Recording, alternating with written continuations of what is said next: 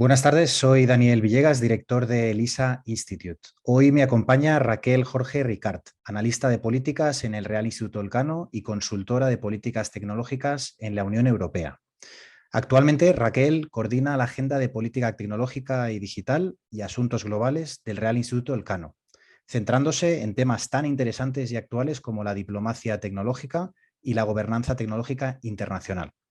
En 2019 recibió la prestigiosa beca Fulbright para realizar un máster en políticas de seguridad especializado en política tecnológica, realizado en la Universidad George Washington en Estados Unidos.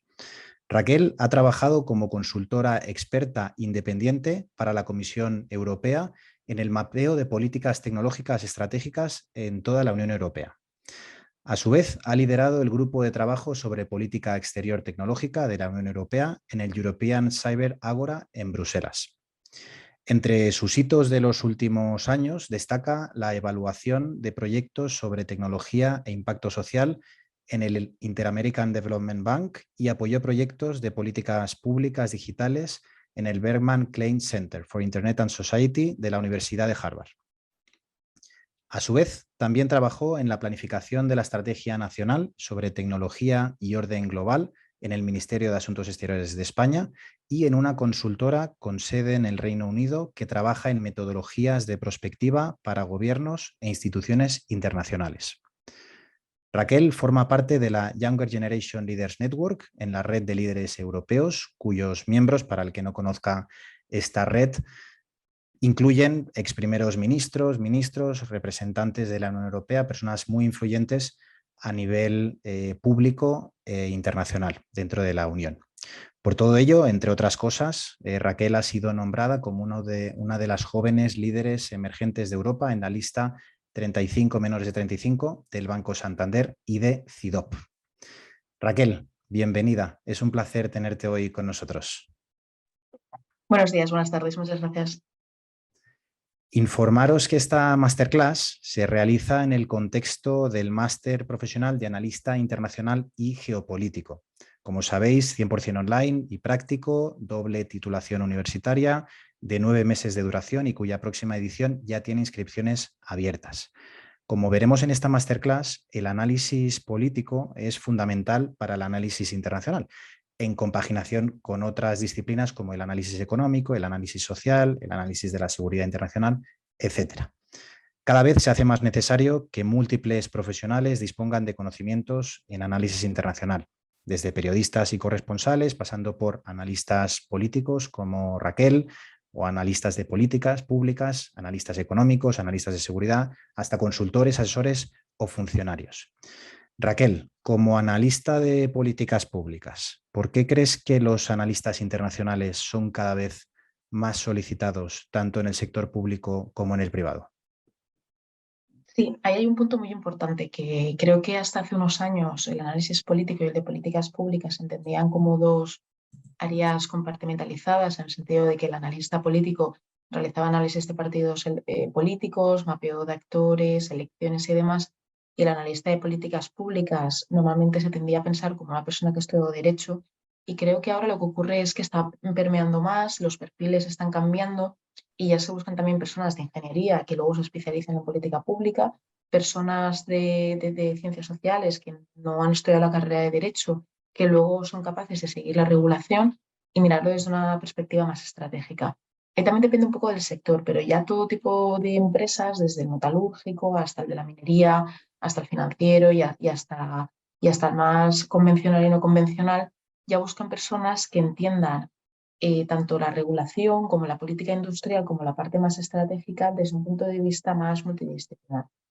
Y creo que en ese sentido sí que es importante enfatizar que cada vez más pues, hay programas, ¿no?, que intentan formar a estas personas en ese sentido, pero yo creo que también, y también vamos, el Instituto LISA es parte de ello, permite siempre tener formación complementaria que te pueda permitir cambiar el rumbo de tu carrera profesional, porque muchas veces creemos que de lo que podemos trabajar es de lo que nos enseñan en la formación profesional o en la universidad, cuando en realidad hay muchas más opciones. Uh-huh. Y dentro de esta formación a la que haces referencia, complementaria, en tu opinión, ¿cuál es aquella que ves en el mercado laboral que pueda tener mayor valor? ¿Qué especialidad o qué conocimientos son quizá más necesarios para encajar con el mercado laboral actual como analista internacional? Sí, ahí lo que sugeriría es, en primer lugar, que sea una formación que sea del gusto de la persona, es decir, que sepa que vaya a disfrutar. Y para ello, mi consejo siempre es no tener nunca timidez ni vergüenza de escribir a las personas por LinkedIn en otras redes sociales y pedir consejos sobre las experiencias en esas formaciones. Si tuviera que decir una, más bien voy a decir dos. Una sería análisis de, es decir, cómo entender el ciclo de la política pública, másteres que estuvieran o formaciones que estuvieran especializadas más en ese tema. Y en segundo lugar, una formación que te permita entender cuestiones más de comunicación política, comunicación pública, para que puedas aprender cómo tengo que hacer un mapeo de actores, cómo puedo hacer una consulta, qué tipo de narrativas comunicativas tengo que entender, porque tanto las empresas tecnológicas, que vamos a hablar hoy de ellas, como otro tipo de empresas, también tienen departamentos de asuntos públicos donde buscan crear su propia narrativa. Es decir, esta cuestión de la diplomacia es diplomacia hacia afuera, pero también diplomacia hacia adentro, diplomacia público-privada. Perfecto, habrá ocasión de poder hablar de ello a lo largo de la ponencia de hoy. Una de las causas que desde el ISA Institute vemos que lleva a impulsar a muchas instituciones, pero ya también muchas empresas, a raíz sobre todo de que la geopolítica empiece a afectar de forma cada vez más evidente y explícita a su deriva, ya sea por la crisis de suministros, ya sea por la crisis energética, por la guerra, entre otros factores como la macroeconomía, entre otros, hace que ese concepto buca ya muy manido, ¿no?, de incertidumbre, volatilidad, complejidad y ambigüedad, obligue a estas organizaciones, ya sean públicas o privadas, a tratar de reducir esa incertidumbre, y la única forma de conseguirlo es o contratando a consultoras externas especializadas que tienen analistas propios, o a contratar esos analistas en sus propias filas para que puedan abastecer y poder ir reportando análisis internacionales que requiera la alta dirección de esa empresa o de esa institución. Porque lo contrario, el hecho de no tener analistas internacionales, el hecho de no tener este conocimiento provoca miedo y provoca parálisis en la alta dirección de estas organizaciones, ¿no? Entonces, bueno, básicamente por eso vemos nosotros que está creciendo el mercado laboral, para poder satisfacer esta necesidad de toma de decisiones rápida, de toma de decisiones certera, y para ello ofrecemos este máster de analista internacional y geopolítico, de la mano de profesores como Raquel, que son profesionales en activo, trabajando como analista de políticas públicas en este caso, y otros profesores que son analistas geopolíticos, analistas de seguridad internacional, algunos que son diplomáticos, procedentes de centros de pensamiento como es Raquel, de Real Instituto Elcano, de máximo prestigio, o organismos internacionales como la OTAN, Ministerio de Asuntos Exteriores, Fuerzas Armadas, al final profesionales multidisciplinares y de otros orígenes variopintos, al igual que lo es la disciplina, que es completamente multidisciplinar, como mencionaba Raquel. Antes de compartir la presentación que has preparado, no quiero pasar la oportunidad de tenerte aquí para hacerte algunas preguntas que nos han hecho llegar algunos alumnos de la actual edición del máster.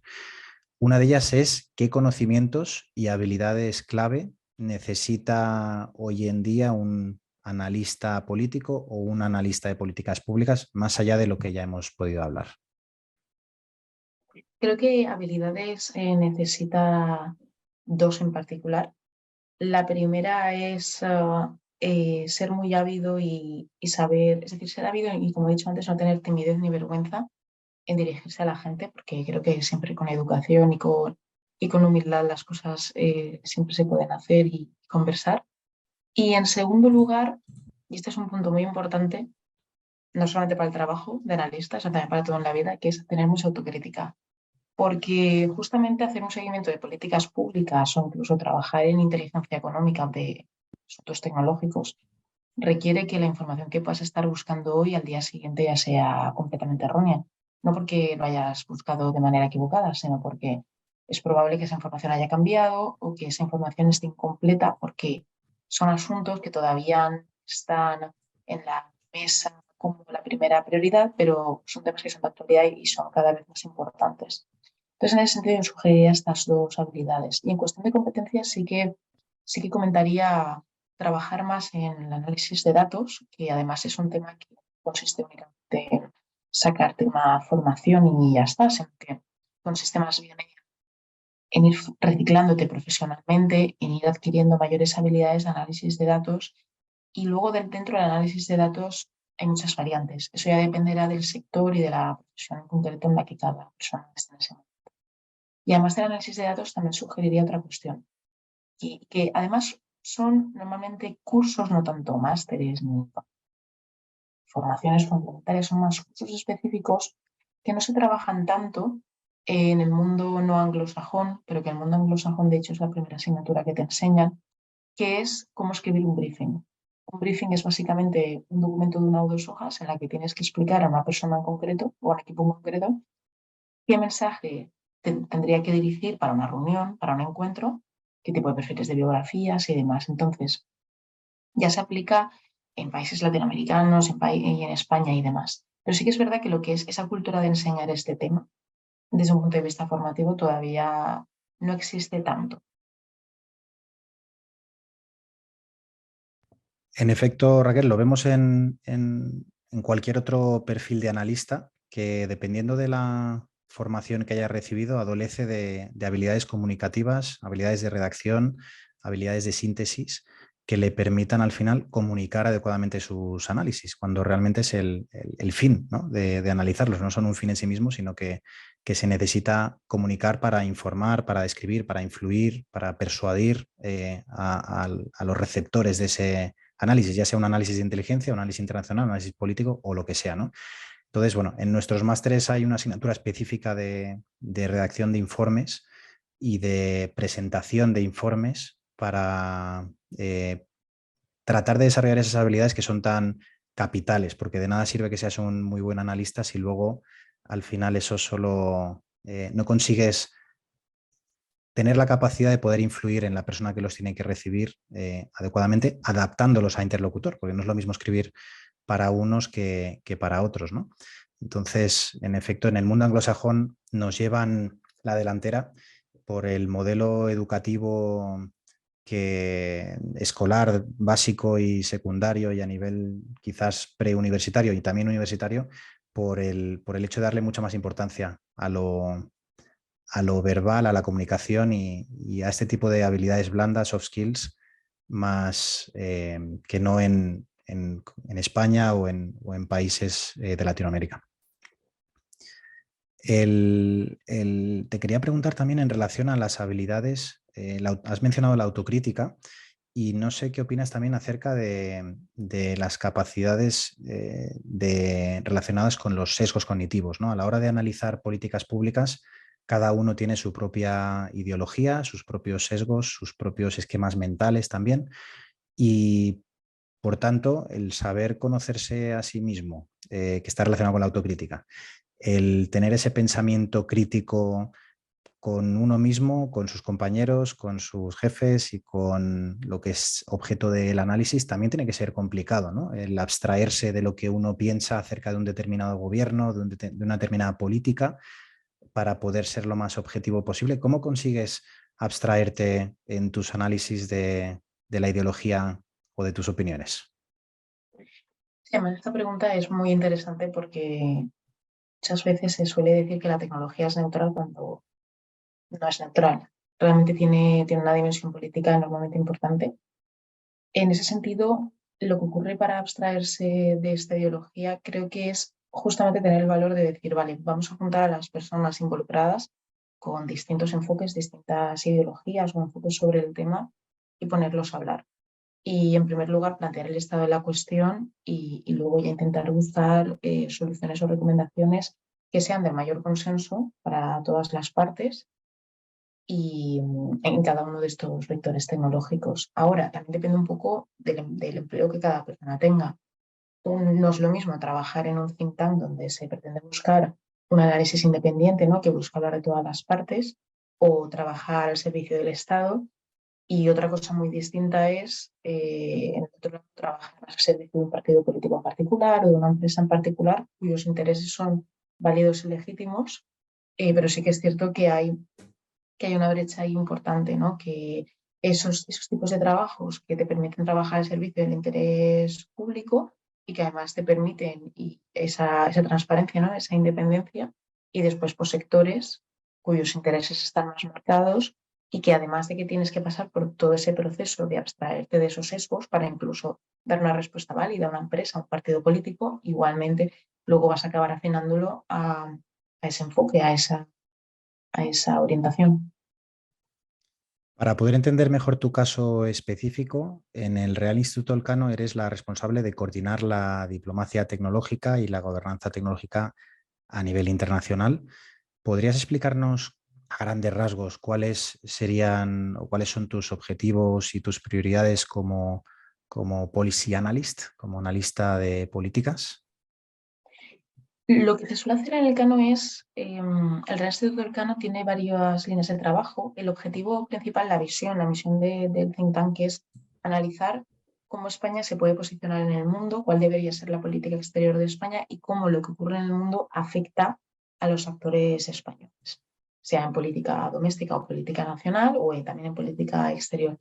Hay una línea de trabajo de seguridad y defensa pura y dura y una línea de trabajo de terrorismo, una línea de trabajo de clima, de energía, y en este caso, en el área de tecnología, el trabajo que se hace es observar cómo los mecanismos actuales de política pública y todo el mapeo de actores políticos, económicos, sociales y demás que existen en España pueden tener una voz más preeminente en instituciones de la Unión Europea, como la política exterior española, ya con América Latina y el Caribe, debería también incluir este enfoque de la transformación digital.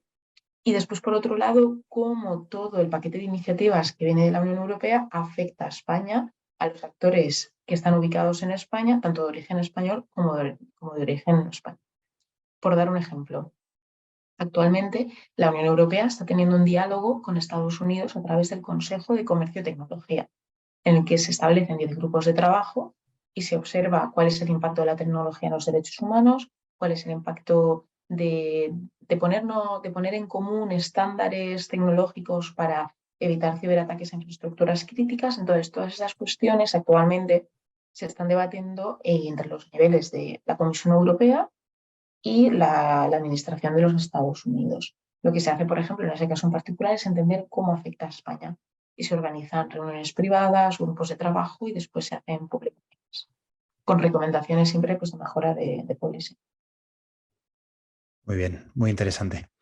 Perfecto, pues con esta antesala, recordaos que esta masterclass se titula La geopolítica de la tecnología en el nuevo orden internacional. Raquel ha preparado una presentación, que si quieres ir compartiéndola. El principal objetivo de esta clase es enfatizar la importancia de la tecnología en la geopolítica para concienciar a los líderes políticos y también empresariales y, ¿por qué no?, también a los ciudadanos a definir adecuadamente tanto las políticas tecnológicas como la estrategia tecnológica, reduciendo su dependencia estratégica en el actual tablero mundial. Para aquellos que tengáis preguntas, ya hemos ido recibiendo algunas de ellas.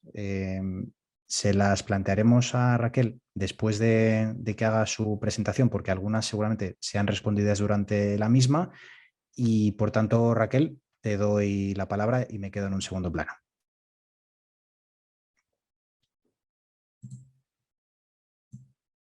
Estás muteada, creo. Gracias. Gracias, Daniel. Bueno, como ha comentado Daniel, el objetivo de esta sesión es hablar de la geopolítica de la tecnología en el nuevo orden internacional. Estas palabras suenan como dos grandes palabras mayores, pero lo cierto es que tiene mucho aterrizaje el día a día de las personas, de vuestros familiares, de vuestra persona individual, de las empresas donde trabajaréis o trabajáis ya, de las administraciones públicas donde ejerceréis lo mismo y también, pues a grandes rasgos también en el orden internacional. ¿Qué podemos... Un segundito. ¿Cómo podemos entender el papel de la tecnología en las relaciones internacionales? Se suele entender desde tres enfoques. El primero es la tecnología como herramienta de uso en las relaciones internacionales. Imaginad cómo las embajadas, cómo los cuerpos diplomáticos utilizan distintas tecnologías como el Big Data, como la inteligencia artificial o como la creación de chatbots para optimizar el trabajo que ellos hacen en su comunicación o, por ejemplo, el propio uso de las redes sociales. Después tenemos la tecnología como asunto de la agenda de política exterior. ¿Esto qué significa? Por daros un ejemplo, con la actual situación en Ucrania, entre Rusia y Ucrania, lo que ocurre es que ha habido pues, una serie de sanciones por parte de algunos países a nivel internacional dirigidos a Rusia. Entre estas sanciones se ha incluido también sancionar la exportación de componentes electrónicos o de materias primas críticas que pueden ayudar a construir tecnologías estratégicas. Este tema en particular sería la tecnología como asunto de la agenda de política exterior. Y en tercer lugar tendríamos la tecnología como factor definitorio del orden internacional. Ese tercer punto no se refiere tanto a meter la tecnología como un aspecto más en la agenda de política exterior, de prioridades, sino que se refiere a cómo, por daros un ejemplo, la inteligencia artificial está teniendo un efecto a la hora de reordenar los intereses y las acciones de los distintos actores políticos. Un caso, la rivalidad actual entre China y Estados Unidos está enormemente definida por la competición tecnológica. Este sería el tercer enfoque. Hoy vamos a hablar de estos tres enfoques del segundo y del tercero, porque muchas veces se tiende a confundir el primero, que es el uso de herramientas digitales para mejorar la diplomacia, con el segundo y el tercero, que es el entendimiento de la tecnología como un vector propio de la política exterior. Igual que hablamos de la diplomacia de los derechos humanos, de la diplomacia económica, también tenemos que hablar de la diplomacia tecnológica. Pero vamos a seguir. Aquí os doy un ejemplo de un estudio de hace 2 años que es muy bueno y abajo a la izquierda tenéis la fuente. En primer lugar, hay pocos estudios sobre el papel de la tecnología en la geopolítica. Cada vez hay más, pero normalmente son informes en los que se suele hablar de la importancia de este tema y no se suele enfatizar tanto en datos específicos o en factores concretos. En este estudio en concreto, lo que podéis ver, bueno, dos ejes, X, Y, entonces aquí se le pregunta a las personas encuestadas cómo esta persona evaluaría los objetivos, en este caso de la Unión Europea, para actuar en el ámbito digital a nivel mundial. Estas personas evalúan estos objetivos de la Unión Europea según dificultad y según importancia. Y aquí lo que podéis ver es que la importancia que se le da a la competitividad global en varias tecnologías emergentes tiene una importancia muy elevada y su dificultad es intermedia para la Unión Europea para poder trabajar, ¿no?, dentro de esa rivalidad, dentro de esa competitividad tecnológica.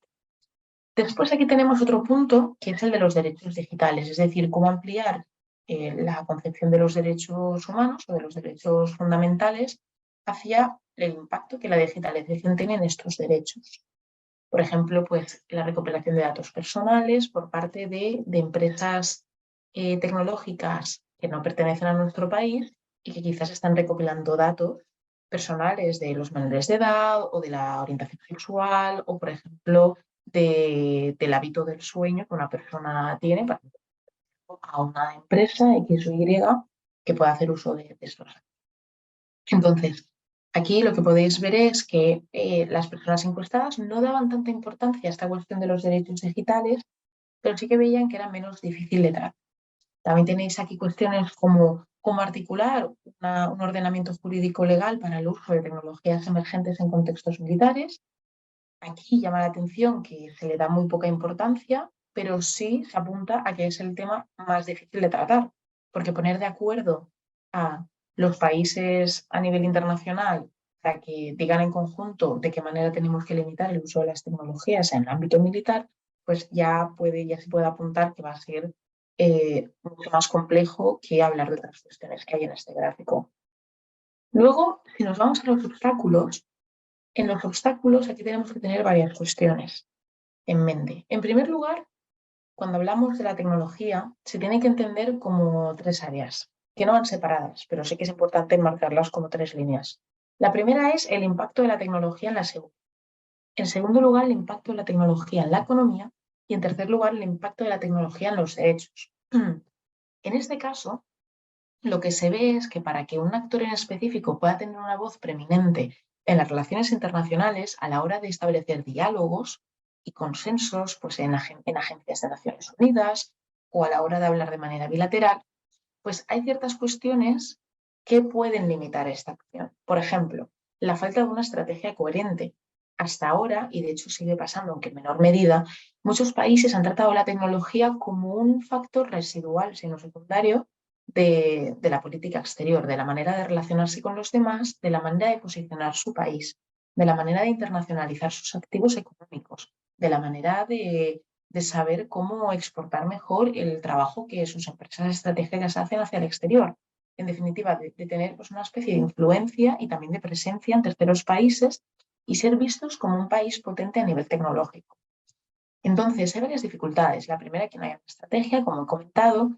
Luego también que pues, los procedimientos de la administración pública que existen no permitan que se comercialicen ciertas tecnologías, porque a lo mejor pues, hay un paro muy grande a nivel burocrático a la hora de todas esas investigaciones que se hacen en las universidades, comercializarlas y convertirlas en empresas que luego puedan ser competitivas a nivel internacional. Y después también hay otros temas como que haya poca capacidad de investigación y desarrollo, que el talento se te pueda ir fuera, pero que luego sea muy difícil atraerlo de vuelta a tu país y retenerlo por cuestiones de salarios, y que quizás una persona que se ha formado en un tercer país y que está trabajando en una gran empresa tecnológica o en una administración pública, pues que luego sea mucho más difícil atraerla hacia tu propio país. ¿Qué ocurre?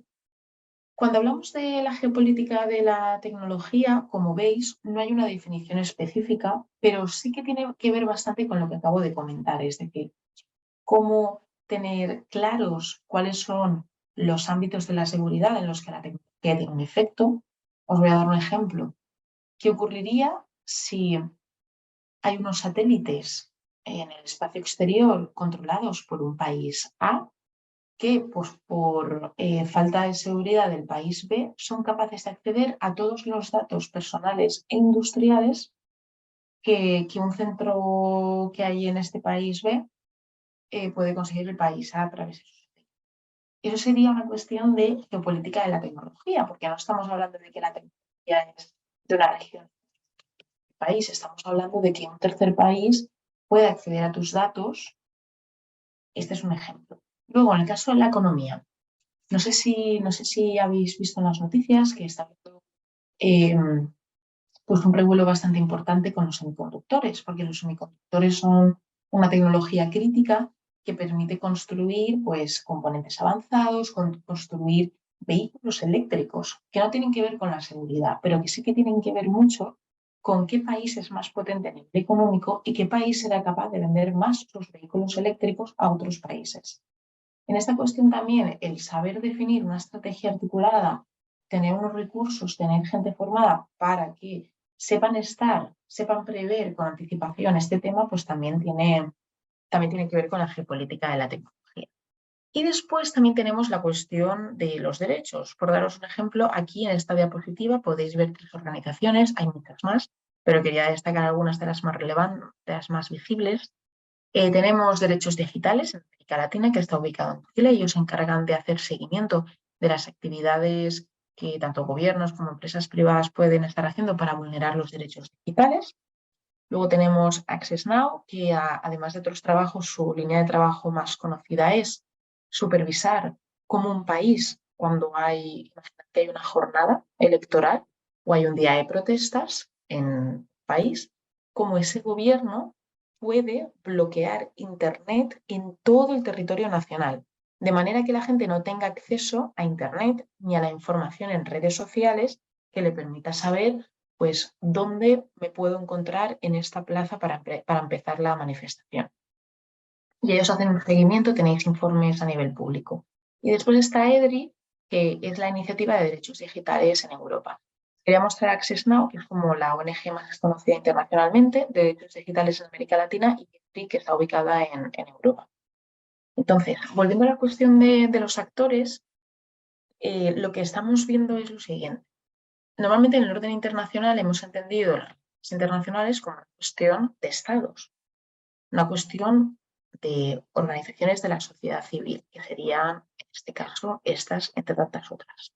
Pero también está ocurriendo que con los años las empresas privadas están teniendo un papel mucho más importante a la hora de definir ya no solamente qué tecnología voy a desarrollar y qué tecnología es la más avanzada con respecto a otra empresa privada, sino también cómo los propios gobiernos, cómo la propia administración pública tiene que responder a la integración de tecnologías en asuntos públicos y en asuntos de seguridad nacional que están controlados, que son provistos por empresas privadas. No sé si recordáis, por ejemplo, cuando hace unos años se hablaba de que el software del Pentágono pues, estaba gestionado por Amazon Web Services. Esta cuestión sería un ejemplo así de la geopolítica de la tecnología. Es cierto que Amazon Web Services es de Estados Unidos, el Pentágono también es de Estados Unidos, y al mismo tiempo, pues, estas empresas tecnológicas también tienen presencia en otros países. Por tanto, la manera en que la regulación de un país está hecha determinará el acceso que estas empresas tecnológicas tendrán a los datos que se crean en un territorio. ¿Qué ocurre? Que es cierto que cada vez más las empresas tecnológicas tienen un papel más grande.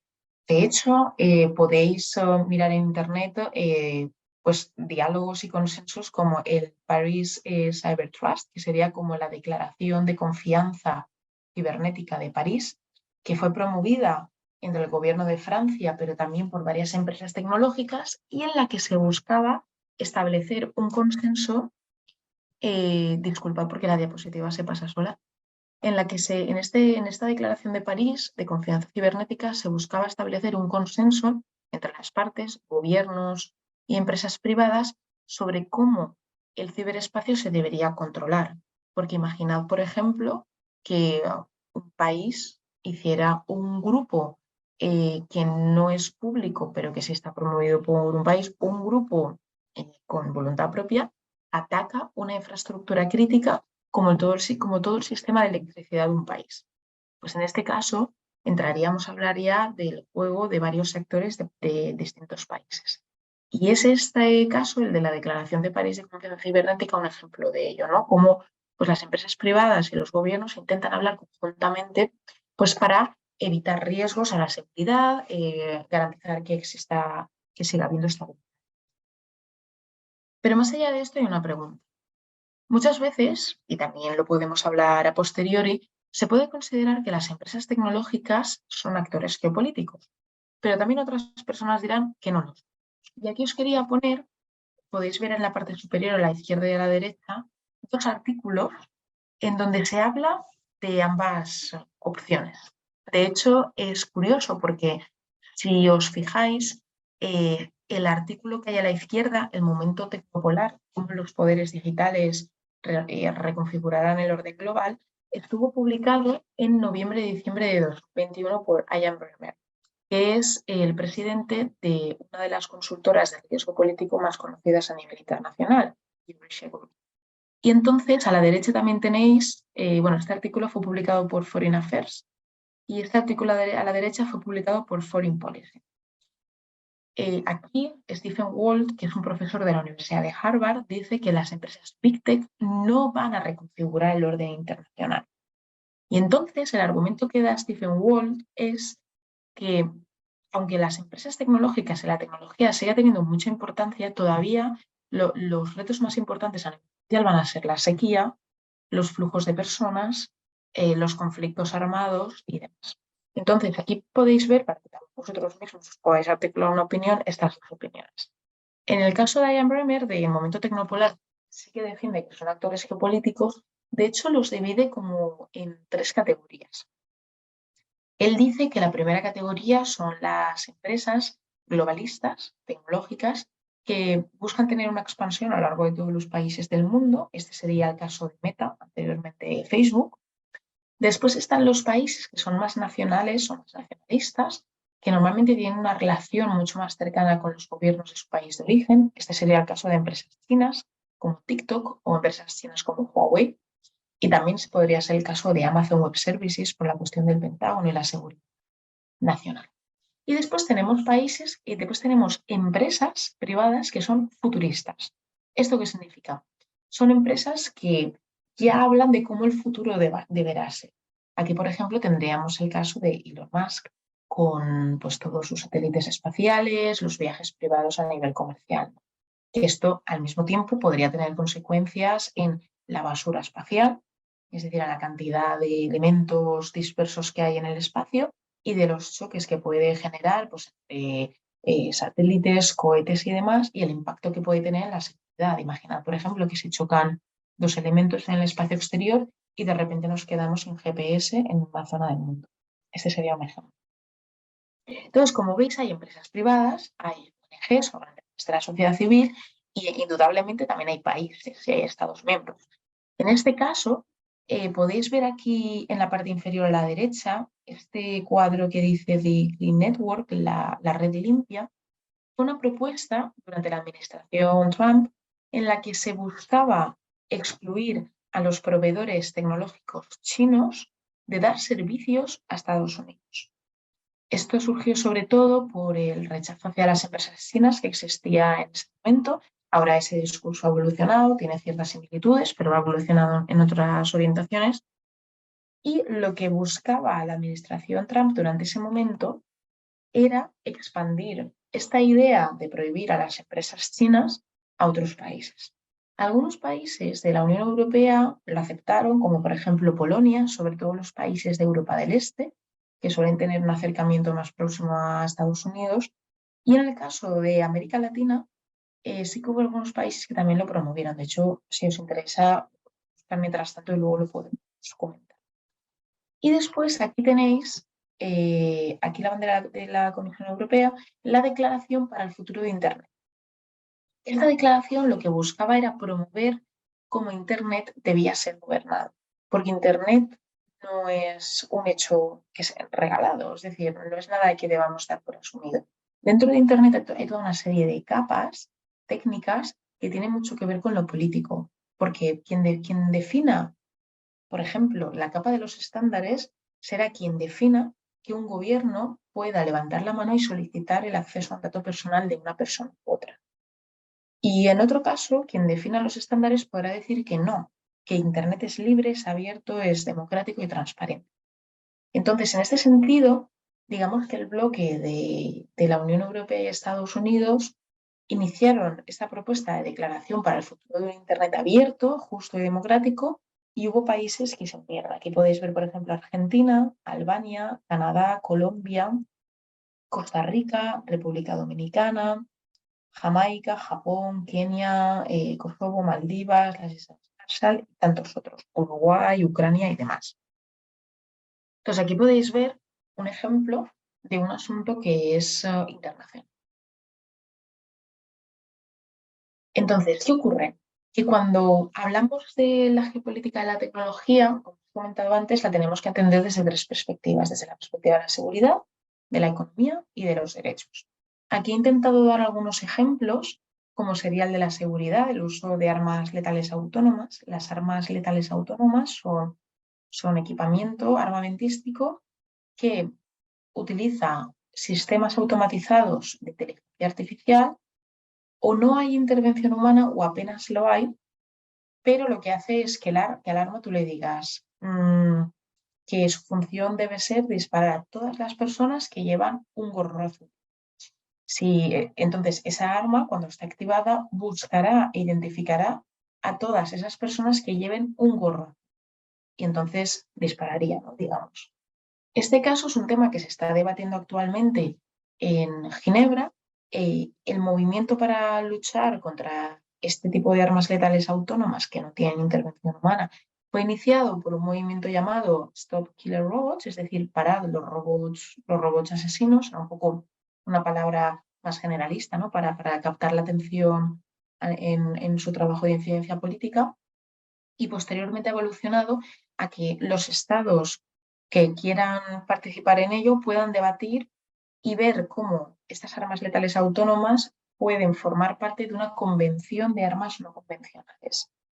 Aquí hay un apunte muy importante, que es que no podemos hablar de, cuando los países están debatiendo sobre este tema, algunos están en contra del uso de estas armas letales autónomas, pero no necesariamente están en contra de producirlas.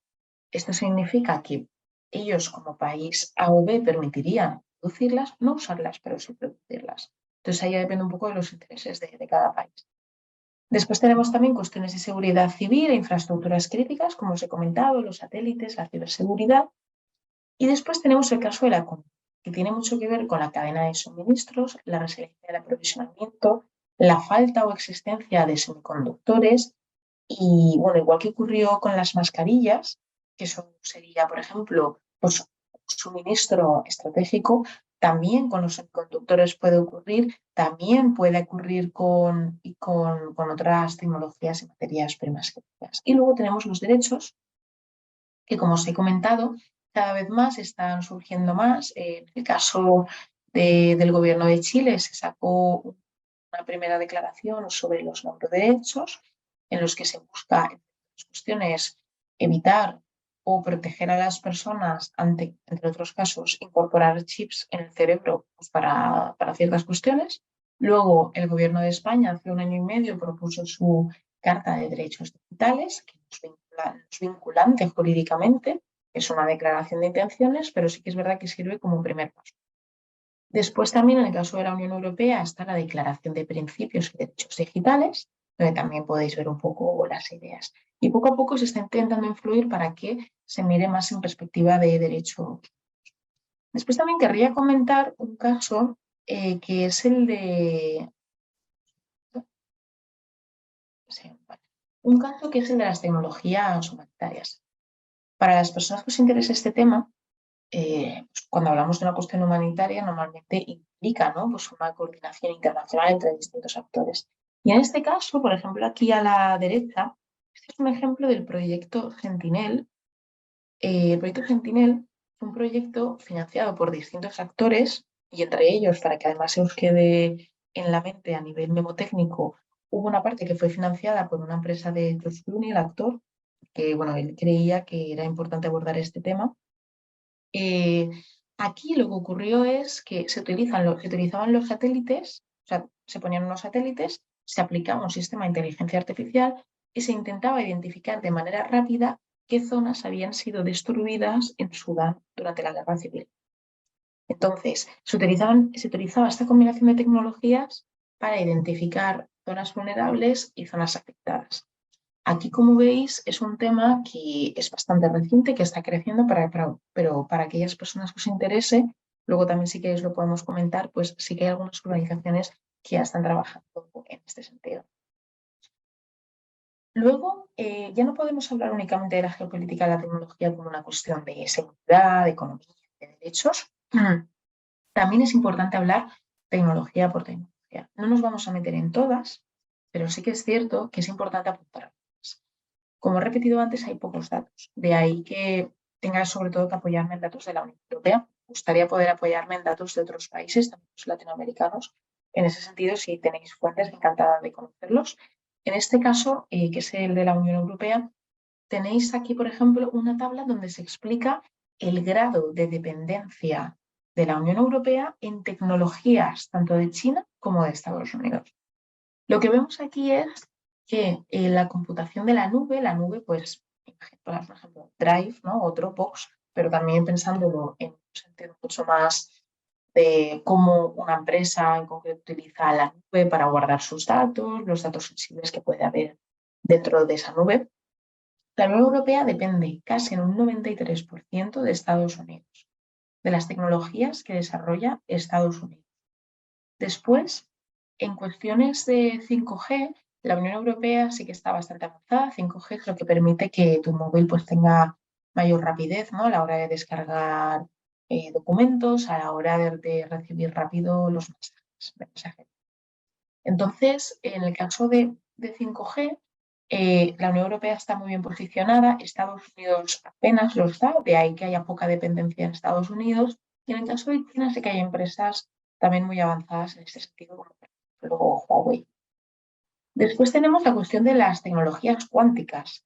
Las tecnologías cuánticas van a tener un efecto enorme en cuestiones de seguridad, como por ejemplo cómo se accede a la información de inteligencia de manera mucho más rápida, porque las tecnologías cuánticas van a ser capaces de romper con el sistema binario, una cuestión muy de física teórica, pero bueno, que si os interesa también podéis profundizar porque es interesante. Entonces, en un 50% la Unión Europea depende de Estados Unidos y en un 10% de China. Aquí también tenéis otros ejemplos, blockchain, el Internet de las cosas, la computación de alto desempeño, la inteligencia artificial y demás. Después también, como recordáis, os había comentado otra dependencia estratégica, que es la de las materias primas críticas.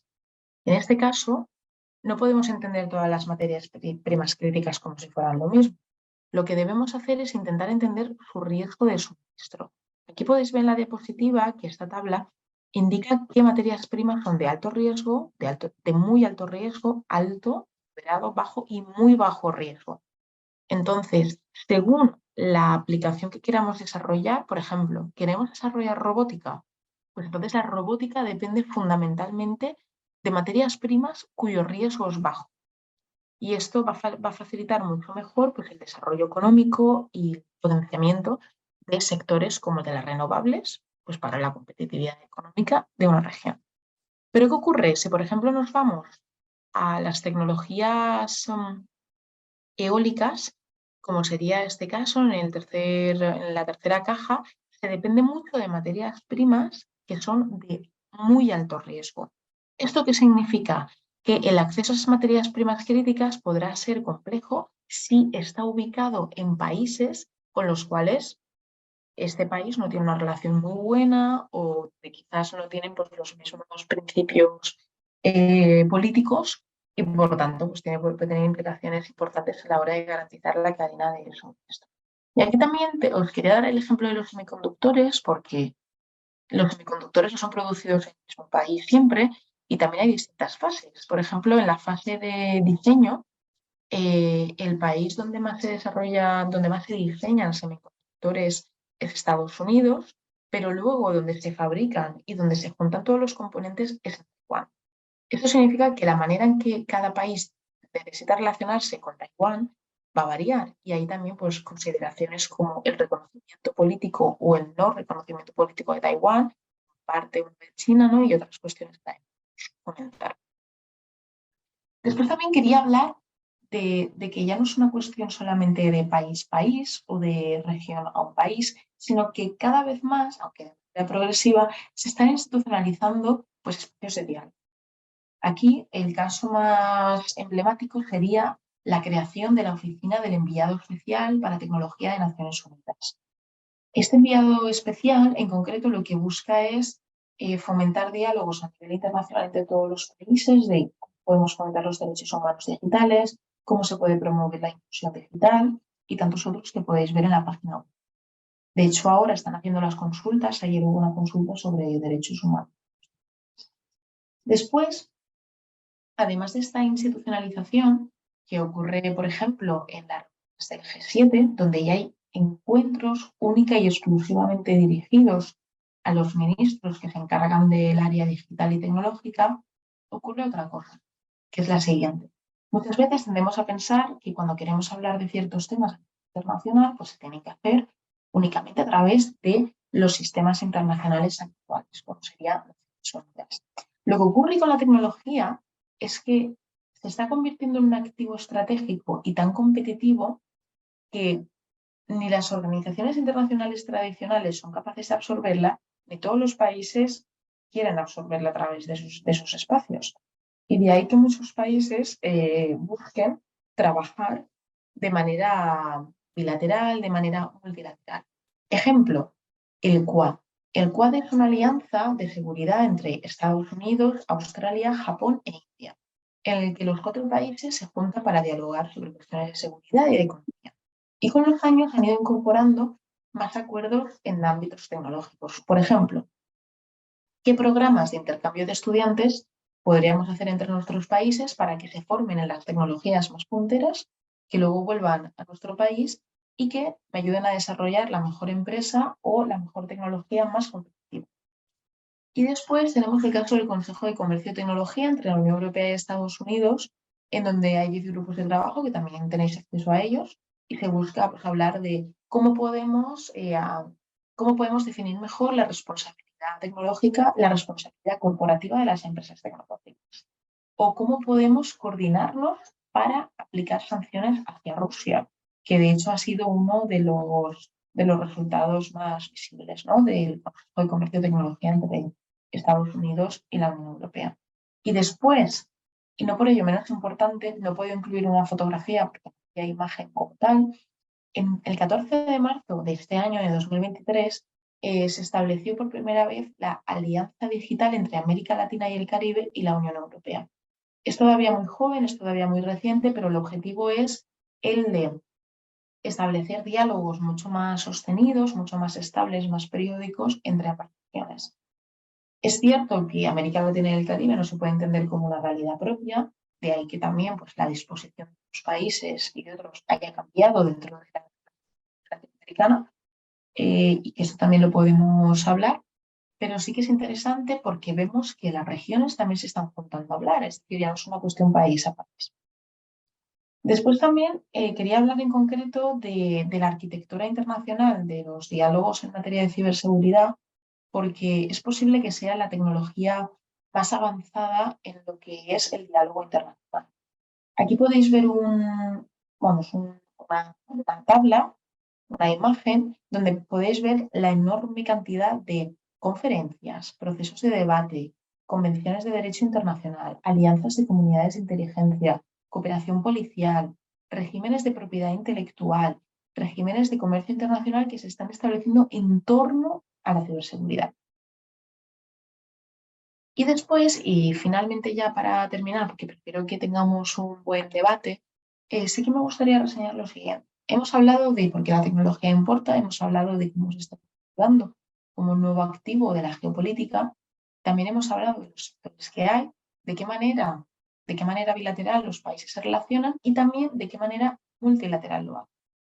Pero lo que estamos viendo, como os he comentado, es que los sistemas tradicionales como los de Naciones Unidas pues, existen, ¿no?, y son pues, espacio de diálogo, pero por ahora lo que predomina sobre todo es coaliciones ad hoc entre un grupo específico de países que se juntan a voluntad propia y buscan hablar de unos temas muy concretos durante un plazo de tiempo muy específico para dar un resultado concreto. Entonces, esta es la realidad actual en mayor medida. ¿Cuál debería ser el siguiente paso? Institucionalizar la diplomacia tecnológica. ¿Y esto qué significa? Pues significa lo siguiente. No significa solamente incorporar la tecnología como un ámbito dentro del ministerio, significa darle una gobernanza propia.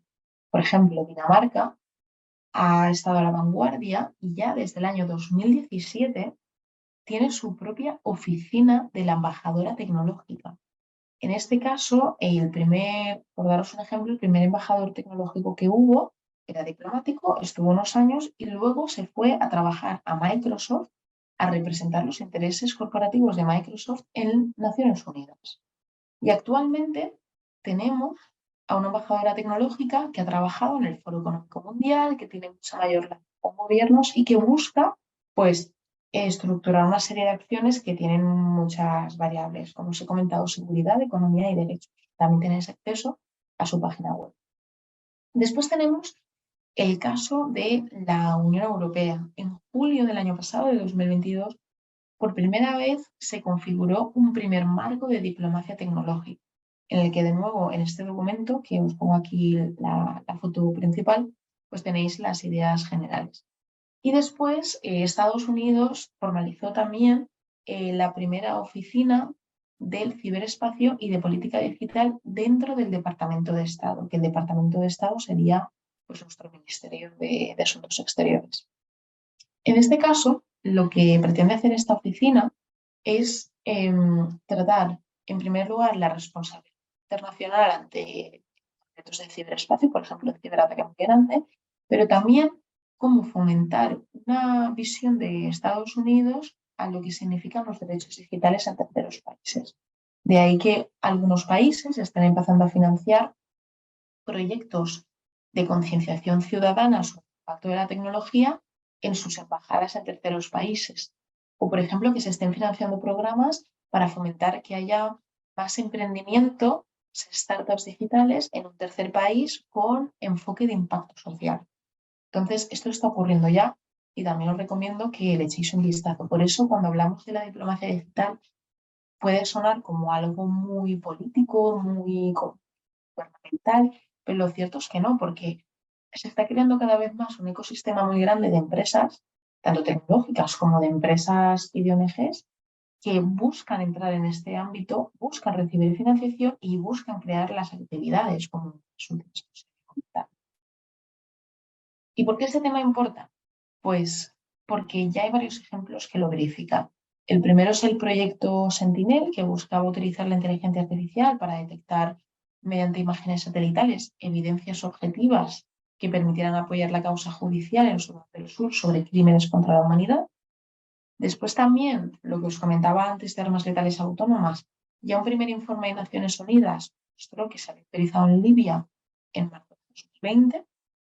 Y después también hay una cuestión muy importante, que muchas veces la gente contraargumenta esto que estamos hablando ahora y dicen, pero sí, la tecnología es importante, pero hay que darle un cuerpo propio, hay que darle una gobernanza propia. Pues es posible que sí, porque si miráis el gráfico a la izquierda, aquí veis un informe, es cierto que es del 2013 porque no ha habido más datos a posteriori, pero creo que resalta mucho el impacto.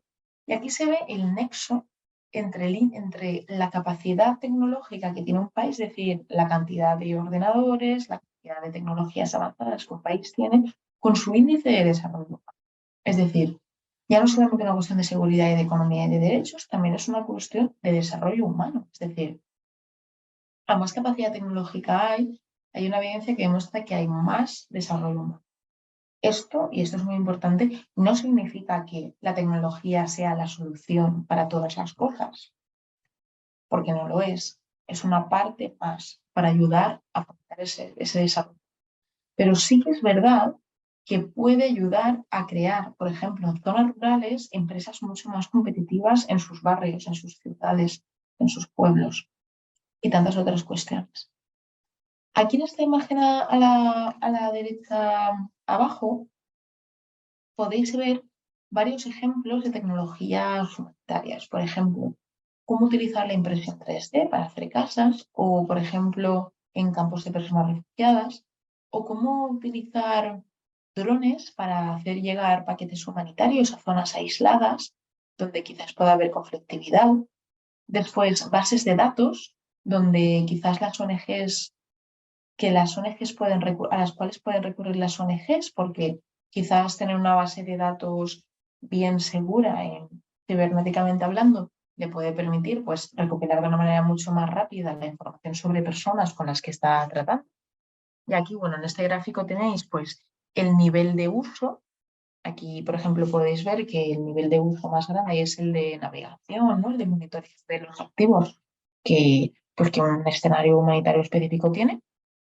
Después, el esfuerzo de implementación, es decir, lo que cuesta ponerlo en marcha, desplegarlo, y después el beneficio operativo que tiene, es decir, la optimización que puedes tener de todas tus actividades y al mismo tiempo, pues, el respeto a los derechos, evidentemente.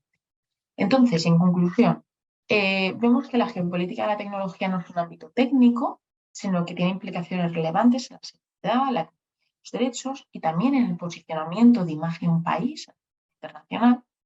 Y siempre digo que no es un ámbito técnico, porque a veces cuando explicaba esto antes me preguntaban, pero tú eres ingeniera, y yo decía, no.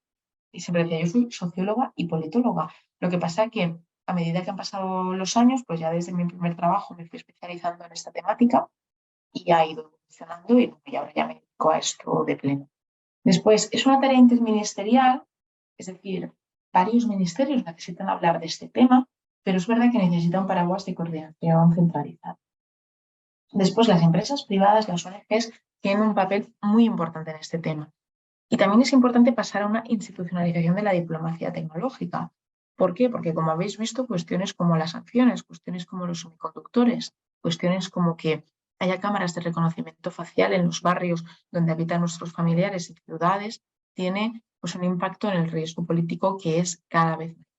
Y en este sentido, nada, yo ya termino aquí porque sí que quería pues, reseñar, ¿no?, la importancia de este tema. Espero que los ejemplos os hayan sido de utilidad Y nada, estoy ya a vuestra disposición.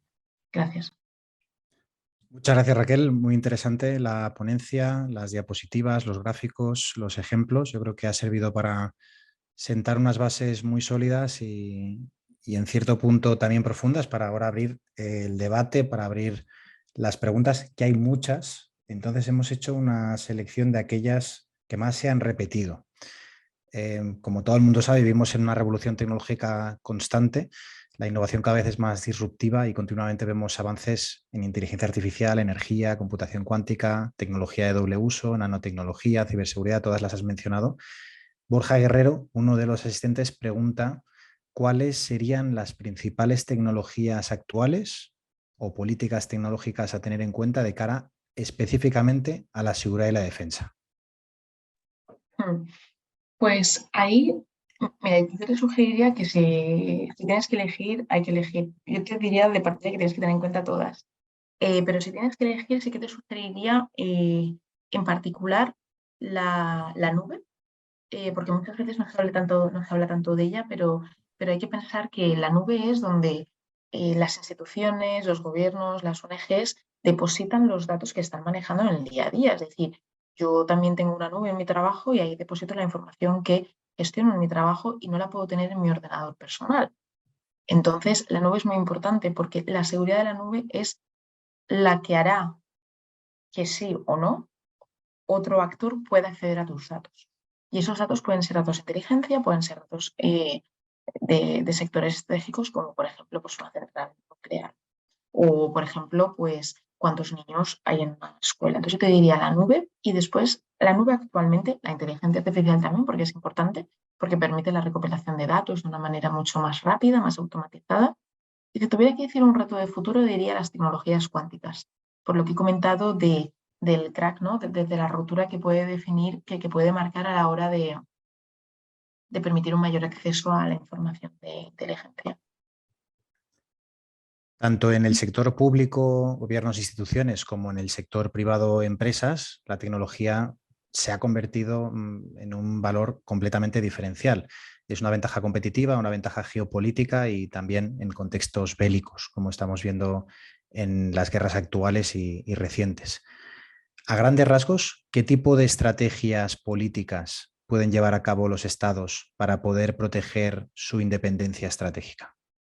Hmm. Pues este punto es muy interesante porque lo que ha ocurrido es que normalmente, pues la década, poniéndolos un poco teóricos, la década de los 2000 estaba muy marcada de los 90 a los 2000 estaba marcada por el uso de sistemas como Naciones Unidas para colaborar y es verdad pues que había de vez en cuando intenciones más proteccionistas a nivel económico, pero es cierto que en los últimos años hay una tendencia muy grande a que cada país intente desarrollar sus propios activos tecnológicos, es decir, ya no buscan tanto la colaboración con terceros países, a no ser que sea de mucha confianza, sino que buscan más traerse de sí mismos. Entonces, aquí, por ejemplo, Janet Yellen, que es la secretaria del Tesoro de Estados Unidos, dijo que ya no había que hacer el nearshoring, es decir, ya no tenemos que acercarnos a la costa, al shore, ¿no? A la costa de nuestro país más cercano, sino que hay que fomentar un friendshoring, es decir, acercarnos a nuestro amigo más cercano, aunque esté a 10.000 kilómetros de nosotros.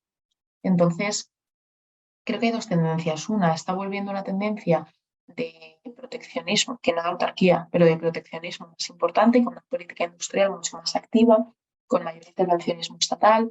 Por ejemplo, la Unión Europea el año pasado propuso un reglamento europeo de chips para hacer que Europa tenga un ecosistema de semiconductores potente y para eso lo primero que dijo es subsidios y ayudas estatales. Eso al principio cogió de la cabeza a mucha gente porque dijeron cómo va a haber ayudas estatales, pero luego lo que se ha visto es que Estados Unidos ha seguido la misma senda, China ya lo venía haciendo, y muchos otros países, y de hecho algunos países en América Latina también hacen intervenciones, o sea, inyectan dinero público para fomentar algunas tecnologías. Entonces, ese es un ejemplo. Javier Julián Segarra, alumno del máster, pregunta algo relacionado con tu última respuesta acerca del friendshoring. La tendencia internacional que estamos viendo desarrollarse de proteccionismo por un lado y el friendshoring por el otro, estas alianzas más allá de la geografía, y redundancia sobre eficiencia parece contrariar una de las bases de la globalización, según el alumno. La ley de ventaja comparativa de David Ricardo menciona. ¿En qué medida crees, Raquel, que dificultará las sinergias tecnológicas industriales entre China y el bloque occidental este proteccionismo y este friendshoring que se está instaurando en Occidente? Y bueno, en Occidente no, a nivel internacional, en cualquier país del mundo. Estás muteada, Raquel? Sí, gracias. No, decía que gracias por la pregunta. A ver, es que la cuestión de China y otros países depende más de la tecnología en concreto de la que estamos hablando. Porque sí que es verdad que hay algunos mecanismos de política pública que te pueden permitir paralizar las importaciones o las exportaciones, pero depende mucho del sector y además también es muy complejo decir voy a paralizar todo de repente, porque también pues, habrá empresas que estén ubicadas en China, empresas que tengan consorcios con universidades y centros de investigaciones en China. Entonces, lo que está ocurriendo actualmente es que normalmente los actores están haciendo una especie de evaluación de riesgos en la que ya saben qué cosas van a prohibir y qué cosas no. Entonces, esa sería mi respuesta. Tienen un poco de ambos. ¿De acuerdo?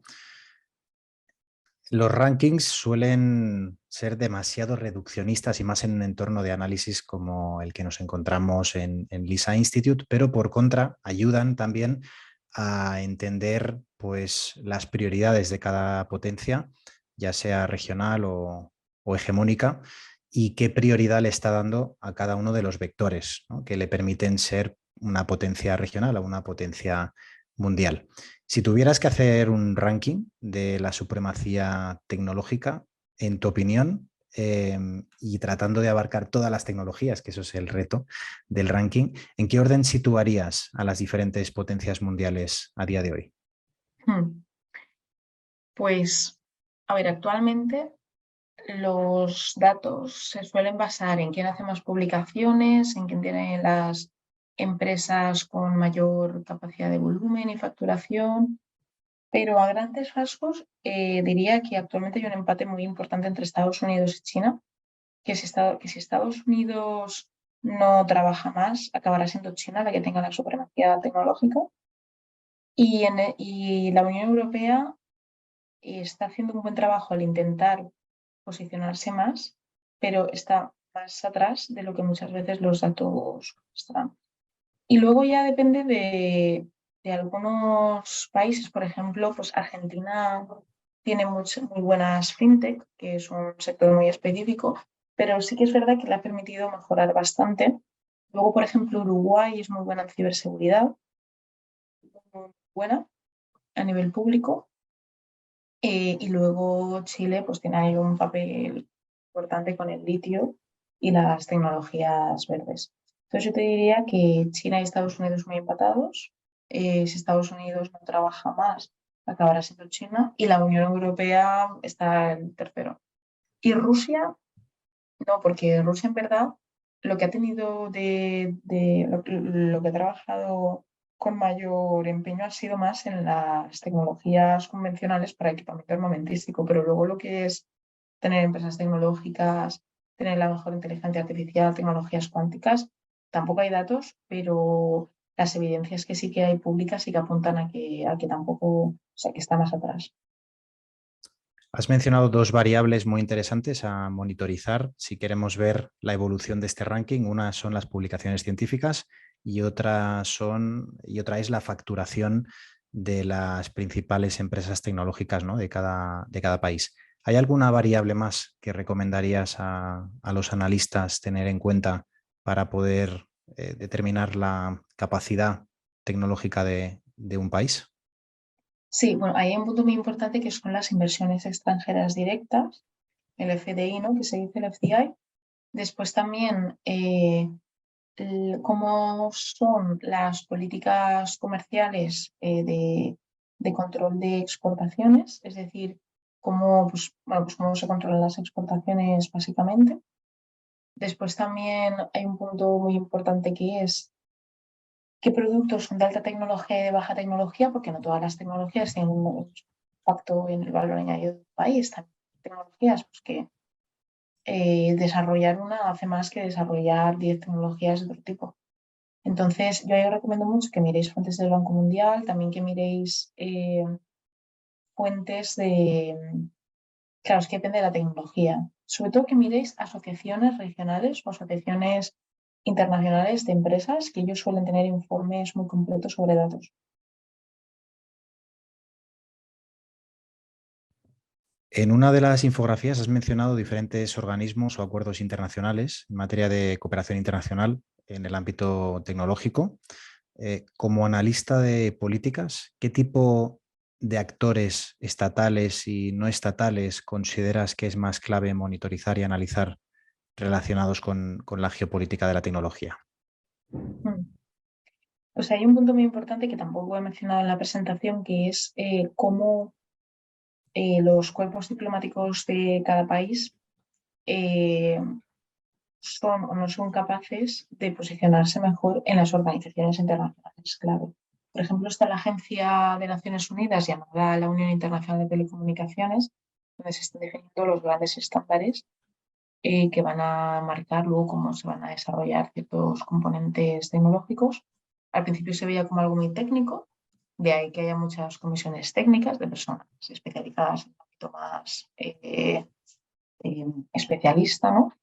Pero con los años se ha ido viendo que países como China, entre otros, pero sobre todo China, iban posicionando a diplomáticos que no son expertos en tecnología como jefes de unidad, como directores de áreas en ciertas divisiones de esta Agencia de Naciones Unidas. Y de hecho, el anterior secretario general era de origen chino y hace 2 años empezó una candidatura para elegir al nuevo secretario general de esta agencia de la ONU. Y había dos candidatos, un candidato ruso y una candidata estadounidense. Y finalmente ganó la estadounidense. En las votaciones políticas, Rusia se quedó más atrás y no entró en algunos consejos, digamos, de debate político, ¿no? de toma de decisiones. China se mantuvo, pero perdió votos y ganó muchos votos Estados Unidos. Entonces aquí podéis ver pues, un poco el carácter político y la importancia de saber posicionar a tu cuerpo diplomático en estas instituciones. Cada vez es más habitual la participación de empresas en conflictos geopolíticos. Por ejemplo, mencionabas el caso de Huawei entre China y Estados Unidos, el caso de TikTok entre estos mismos países. Algún alumno, Javier Julián Serra, también habla de Starlink, con el caso de Elon Musk, al proveer, por ejemplo, de Internet a toda Ucrania al principio de la invasión. ¿Qué papel crees que jugará a medio y largo plazo el sector privado, las empresas en la geopolítica de la tecnología? ¿Crees que llegarán a ser más influyentes de lo que lo son los propios estados y las propias potencias hegemónicas? ¿Es un actor al alza desde el punto de vista de capacidad y poder? ¿O por contra, crees que los estados podrán reaccionar a tiempo para mitigar o limitar el poder que cada vez más tienen este tipo de monstruos tecnológicos? Hmm. Pues, a ver, ahí es interesante porque lo que comentaba antes, ¿no? Que Allan Primer articulaba tres tipos de empresas tecnológicas. La primera eran los globalistas, luego estaban los nacionalistas y luego estaban los populistas.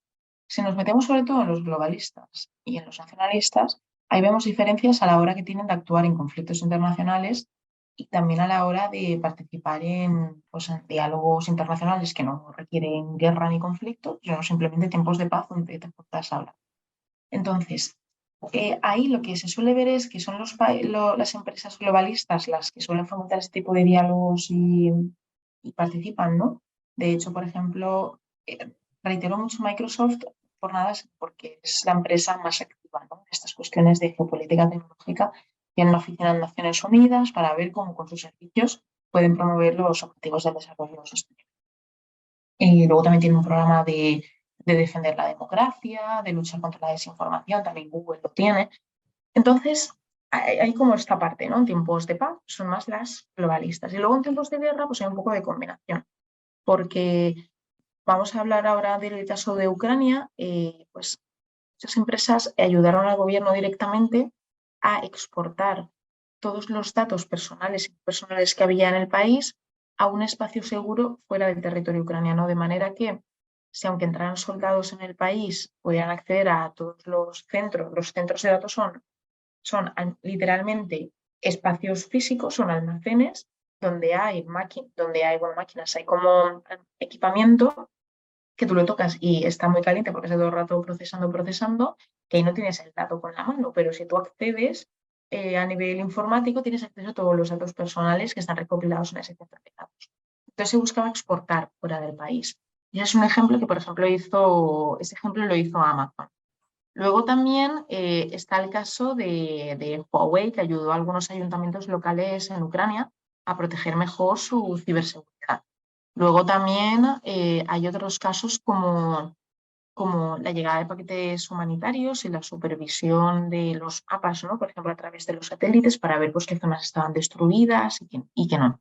Y luego también hay ONGs que están colaborando con empresas tecnológicas para trabajar en la demanda actual contra la Corte Penal Internacional, para enjuiciar a actores rusos, para ver dónde se han hecho crímenes contra la humanidad. Entonces están utilizando imágenes, fotografías que recopilan las empresas y las ONGs las interpretan y las envían a bufetes legales. En relación al conflicto principal y de radiante actualidad como es el de los semiconductores, entre principalmente Estados Unidos, es bloque occidental, por llamarlo de alguna forma, y China en particular, ¿cuál es tu hipótesis o cuál es la previsión que se maneja a nivel político de que China iguale o mejore la capacidad de Taiwán, Estados Unidos, Holanda, tanto en el diseño, en la producción, el ensamblaje, la distribución de los semiconductores? Sí. A ver, es verdad que bueno, China siempre ha participado en las fases de diseño, fabricación y ensamblaje, ¿no? de los semiconductores, pero es verdad que ha habido una gran predominancia por parte de Estados Unidos en diseño y por parte de Taiwán en fabricación y ensamblaje. Entonces, ¿qué ocurre aquí? Que China, ya no ahora, sino ya desde el año 2015, tiene un programa de ayudas estatales donde intenta crear un ecosistema de semiconductores muy grande.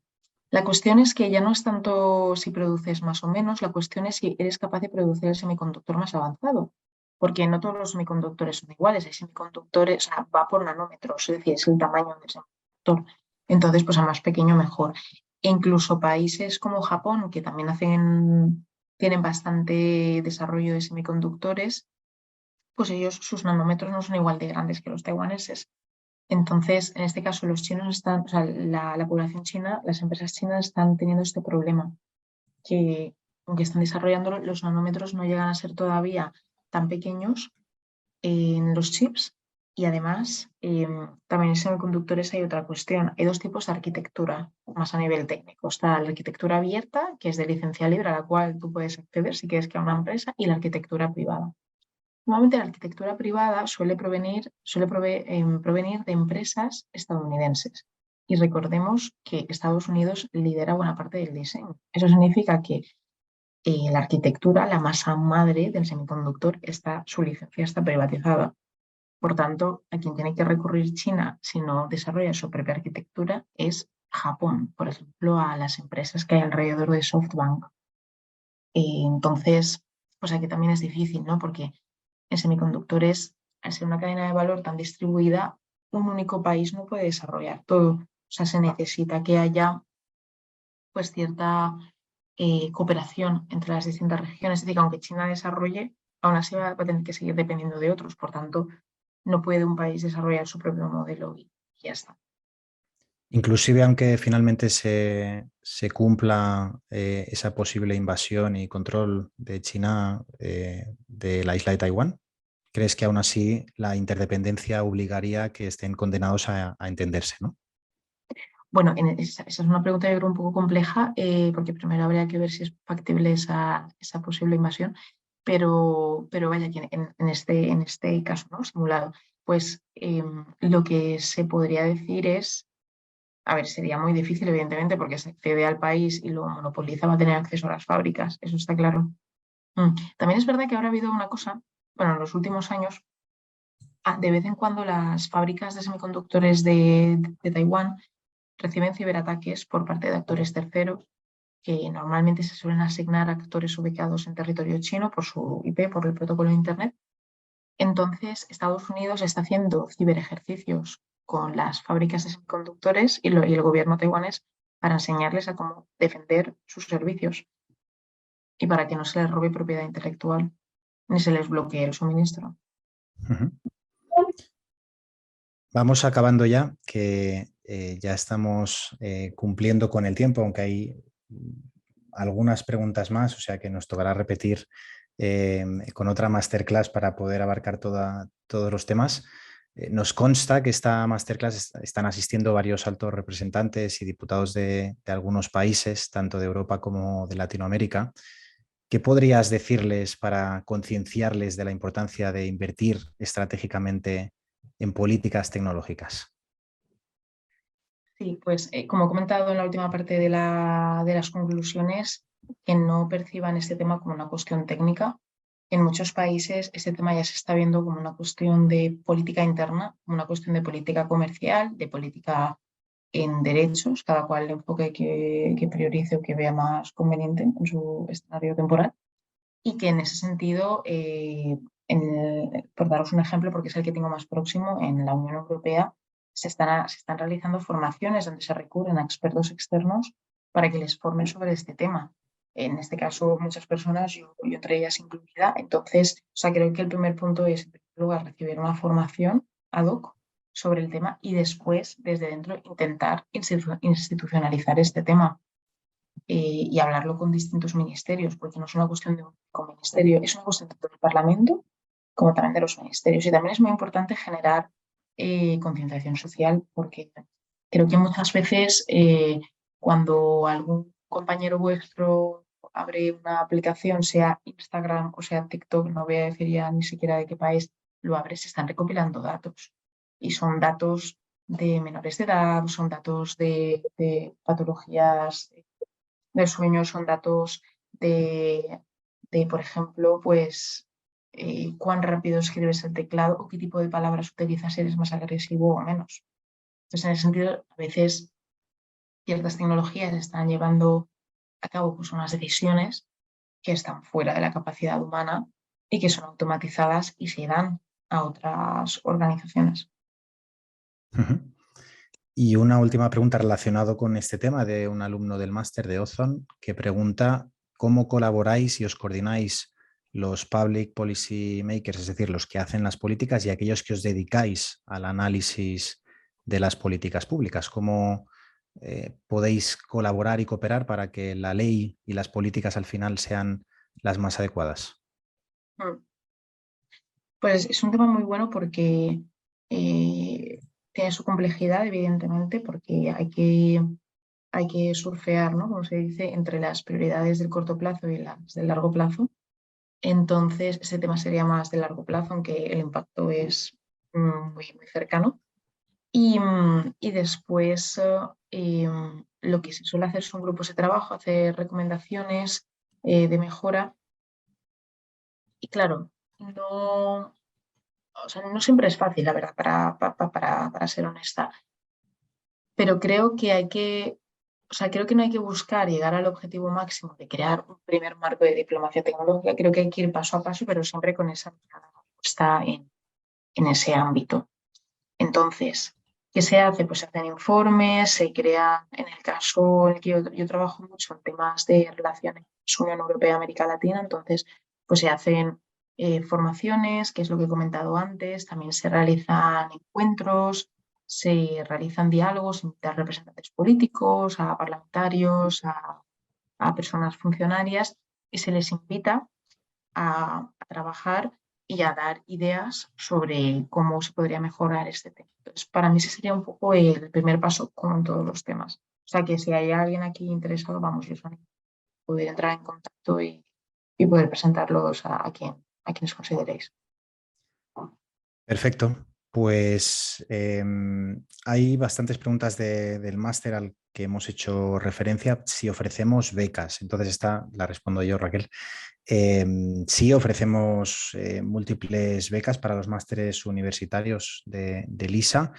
básicamente 4, becas a profesionales de ciertos colectivos, becas a los alumni de LISA, aquellos que ya se han formado con nosotros, becas sociales a perfiles pues, de desempleados, a víctimas del terrorismo, de otros delitos violentos, personas con discapacidad, etcétera, y becas de excelencia a determinados perfiles que demuestran tener altas capacidades en algunos temas.